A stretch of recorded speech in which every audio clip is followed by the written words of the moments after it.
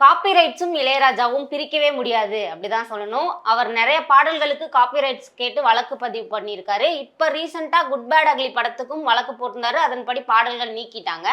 இப்ப அந்த பாடல்கள் எல்லாமே சோனி நிறுவனத்திடம் இருந்து தான் வாங்குறாங்க அப்படின்னு சொல்லிட்டு ஒரு வழக்கு போயிட்டு இருக்கு. ஸோ இப்போ சோனி நிறுவனத்தின் மீதுமே வழக்கு போட்டிருக்காங்க. இந்த செய்தியை எப்படி பாக்குறீங்க சார்? திரைப்பட தயாரிப்பாளர் அவருக்கு சொந்தமானதுதான் பாடல்கள், இசை, நடிப்பு, சிரிப்பு அத்தனைக்கும் சொந்தக்காரர் தான் அந்த பட தயாரிப்பாளர். அவர் அந்த பட தயாரிப்பாளர் அத்தனைக்கும் விலை கொடுத்துட்றார். அத்தனைக்கும் விலை கொடுத்துறார். அதை யாரும் உரிமை கொண்டாட முடியாது. யார் உரிமை கொண்டாடுவார்கள்னா அந்த படத்தினுடைய தயாரிப்பாளர். ஏன்னா அந்த படத்தினுடைய தயாரிப்பாளர் அந்த படத்தினுடைய அத்தனை காப்பீடு உரிமைகளுக்கு அத்தனைக்குமே அவர் ஒரு தொகையை கொடுத்துட்றார். ஒரு பொருளை பணம் கொடுத்து வாங்கிய பிறகு அதை விற்றவருக்கு எந்த உரிமையும் இல்லை, வாங்கியவருக்கு தான் உரிமை இருக்கு. ஏன்னா அவர் ஒரு தொகை கொடுத்து வாங்குறார் இல்லையா?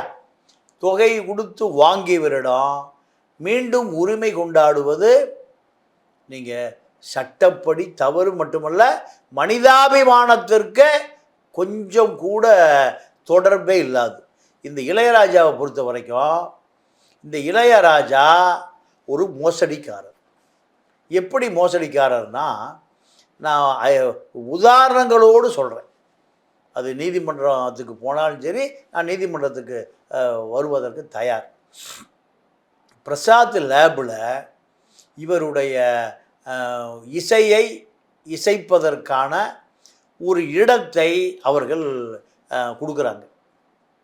அந்த இடம் யாருக்கு சொந்தமானது? பிரசாத் லேபுக்கு சொந்தமானது. அந்த அறைக்கு இன்னும் ஒரு வாடகை கொடுக்கணும், இல்லைன்னா பிரசாத் லேபை இலவசமாக கொடுத்துருக்கணும். 2 விஷயம் நடந்திருக்கு.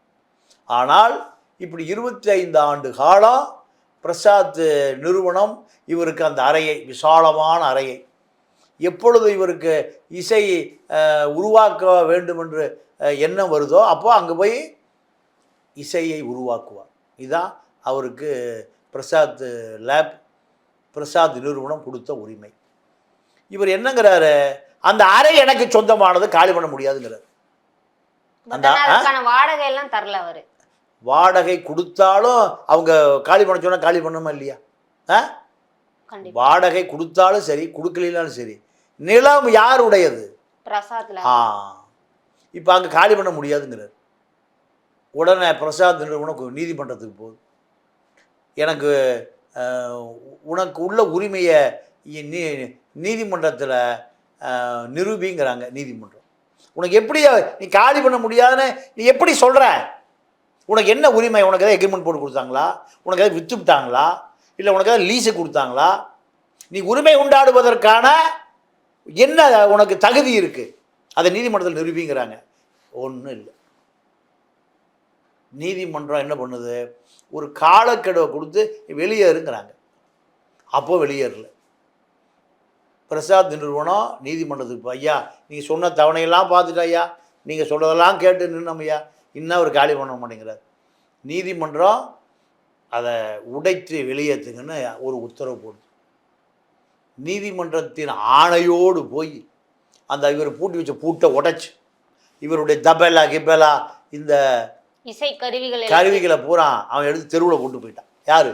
நீங்கள் அந்த காம்பவுண்ட் இருக்குல்ல, காம்பவுண்டை விட்டு என்ன இருக்குது? சாக்கடை இருக்குது, அது பக்கத்தில் வச்சுட்டு போயிட்டான். யாரு? பிரசாத் லேப்.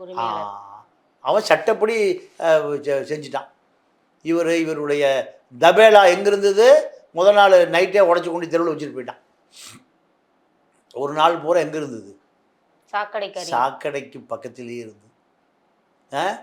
உன்னுடைய இசையை கொண்டாடுகிற ரசிகர்கள் இந்த கருவி இருந்து இசைதான் தமிழ்நாட்டு பட்டி தொட்டியெல்லாம் போச்சு. ஆனால் உன்னுடைய இசை கருவி எங்கே இருந்தது? சாக்கடைக்கிட்டு இருந்தது. அடுத்த நாள் காலையில் ஒரு ஆளை விட்டு எல்லாம் குட்டி யானையில் ஏற்றிட்டு போயிட்டாங்க. இதுதான் இளையராஜா. இதை விட இன்னொரு விஷயம் என்னென்னா, பாதிரியார் ஜெகத் கஸ்பார், இந்த பாதிரியார் என்ன பண்ணுறாரு, தமிழ் மீது கொன்ற பற்று காரணமாக திருவாசகம், தேவாரம், திருக்குறள், 10 பாட்டு, 11 கீழ்கள் எல்லா தமிழ் சங்க இலக்கியங்களை பூரா இளையராஜாவை வச்சு சிம்புனி இசைத்து இளையராஜாவை பாட வச்சு தமிழருடைய வீடுகள் பூரா பூஜை அறை பூரா கொண்டு போய் சேர்த்தலாம். நாம் மறைந்தாலும் சரி இந்த இசை மறையாது. இதுக்காக இப்போ எல்லாம் நம்மால் பூரா என்ன பாடிட்டு இருக்கான்? இது சமஸ்கிருதத்தில் பாடிட்டு இருக்கான். கோயில் கட்டியவன் தமிழன், கோயிலை கும்பிடுறவன் தமிழன், உள்ளே இருக்கிறவன் யார்? தமிழின விரோதி பார்ப்பன கும்பல். அவன் நீசா தள்ளு தள்ளு தள்ளு முட்டாத தொட்டு தள்ளி நில்லு. நீச பாசை எதை சொல்கிறான்? தமிழுக்கு என்ன பேர்? நீச சாக்கடை பாசை அதுக்கு பேர். சமஸ்கிருதம் தான் தேவ மொழி.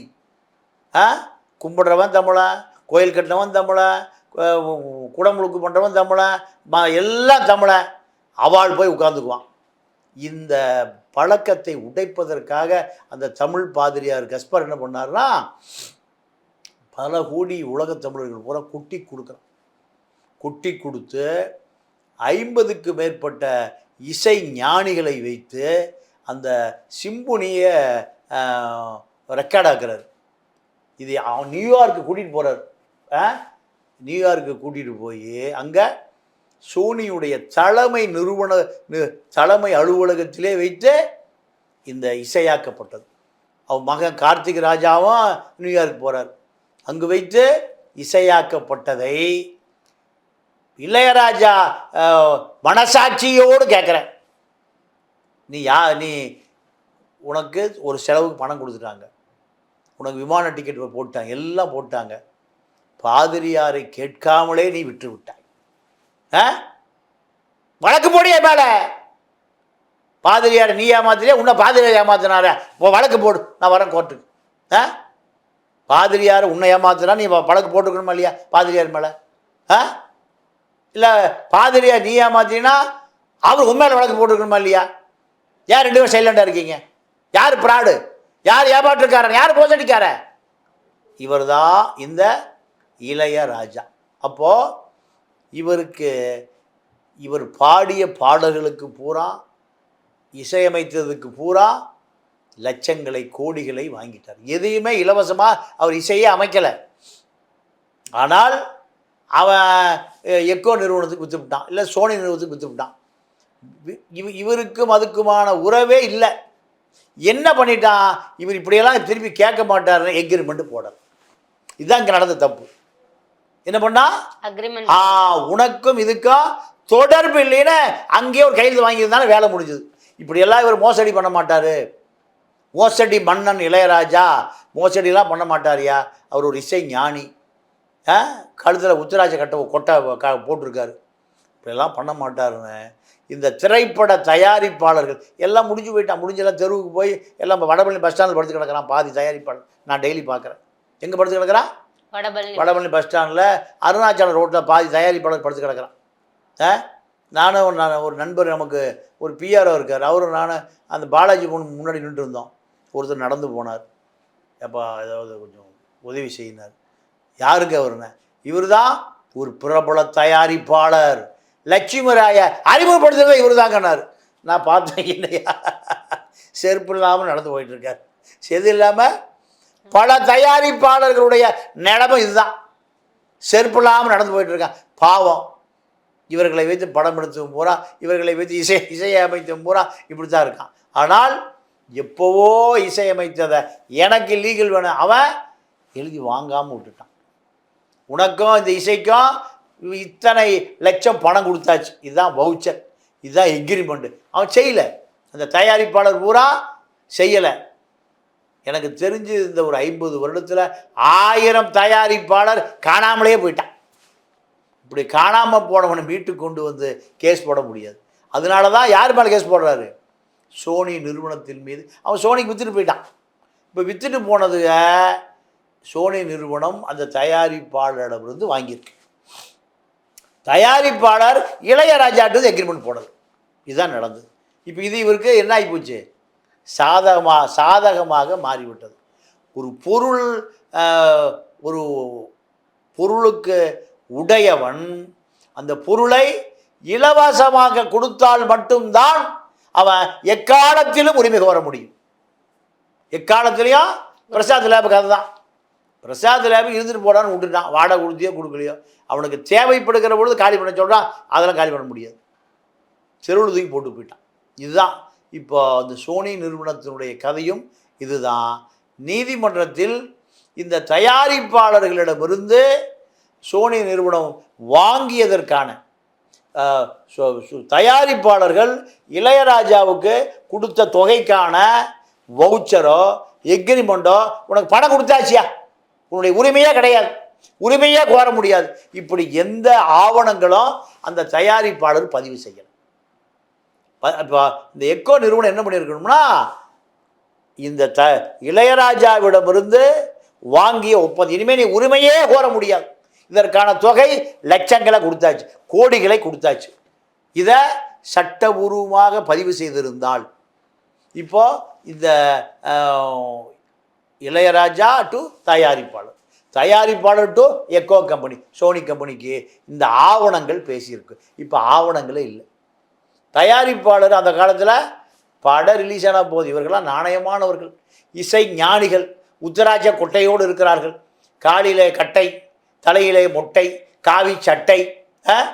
இவர்களெல்லாம் பரமசிவனை போல எந்த தவறும் பண்ண மாட்டாங்க நம்பினதனுடைய விளைவு இன்று இந்த சோனி நிறுவனத்திற்கு வக்கீல் நோட்டீஸ் போயிருக்கு. இப்போ அது மட்டும் இல்லாம சோனி நிறுவனம் இந்த பாடல்கள் மூலமா எவ்வளவு சம்பாரிச்சிருக்காங்க அப்படின்ற அறிக்கையும் தாக்கல் பண்ண சொல்லியிருக்காங்க. ஆமாம் ஆமாம், அதான் இப்போ இவர் எந்த கம்பெனிக்கும் பணம் வாங்கினதுக்கான வவுச்சர் யார்கிட்டையும் இல்லை. அந்த தயாரிப்பாளர் எங்கே இருக்கான்னே தெரியாது. எந்த தயாரிப்பாளர்? எனக்கு தெரிஞ்ச நிறைய நண்பர்கள் இறந்து போயிட்டாங்க. ஜெயமுருகன் ஒரு தயாரிப்பாளர் இப்போ தான் இந்த வருஷம் தான் இறந்தார்.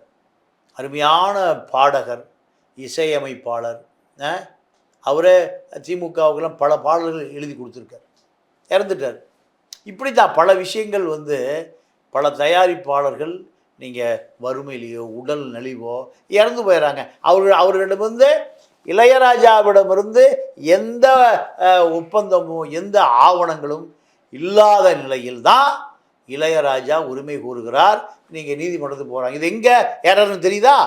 இதுதான். அவங்க எவ்வளவு சம்பாரிச்சிருக்காங்கன்னு இவர் தெரிஞ்சுக்கிறதுக்கு என்ன அர்த்தம் சார்? எனக்கு அதில் பங்கு கொடு, எனக்கு அதில் பாதியை கொடு. சம்பளம் வாங்கிறீங்களே, சம்பளம் வாங்கினதுக்காகவோ சம்பளம் கொடுத்ததுக்காகவோ தயாரிப்பாளர்களும் இளையராஜாவும் எந்த ஒப்பந்தங்களும் ஆவணங்களும் இல்லை. அது கோர்ட்லேயும் கொடுக்க முடியாது. தயாரிப்பாளர்கிட்ட சோனி நிறுவனம் வாங்கிட்டான், தயாரிப்பாளருக்கு முழு ரைட்ஸ் இருக்கு. ஆனால் நிறைய பேர் என்ன சொல்றாங்கன்னா, இளையராஜா கேட்கறது பணம் கிடையாது, மரியாதை தான் சொல்றாங்க இல்லையா? அப்படி இருக்கும் பட்சத்துல அவரோட அறிக்கையை கேட்கறதுக்கான காரணம் என்னமா? இல்லை, என்ன வகையான மரியாதை? சோனி நிறுவனம் வருஷம் ஒரு விழா எடுக்கணுமா? சோனி நிறுவனம் வருஷம் இவருக்கு கும்பாபிஷேகம் பண்ணணுமா? சோனி நிறுவனம் வருஷம் இவருக்கு மேஸ்டர் பட்டம் கொடுக்கணுமா? என்ன மரியாதை கொடுக்கணும்? ஒரு பானை சோற்றுக்கு ஒரு சோறு தாம்மா. தமிழ் பாதிரியார் கஸ்பார், ஜெகத் கஸ்பார் ஏமாற்றப்பட்டதும் தெரியும். அதே போல் பிரசாத் லேபை தூக்கி சாக்கடையில் போட்டதும் தெரியும். இதுதான் ஒரு பானை சோற்று இல்லை, ஒரு பானை சோறு 2 சோறு பதம், 20 சோறு இப்படி தான் இருக்கும், 2000 சோறு இப்படி தான் இருக்கும். இதுதான் இசை ஞானி. இதுவரை எங்களுடன் பல்வேறு கருத்துக்களை பயணமிக்க நன்றி. நன்றி, வணக்கம்.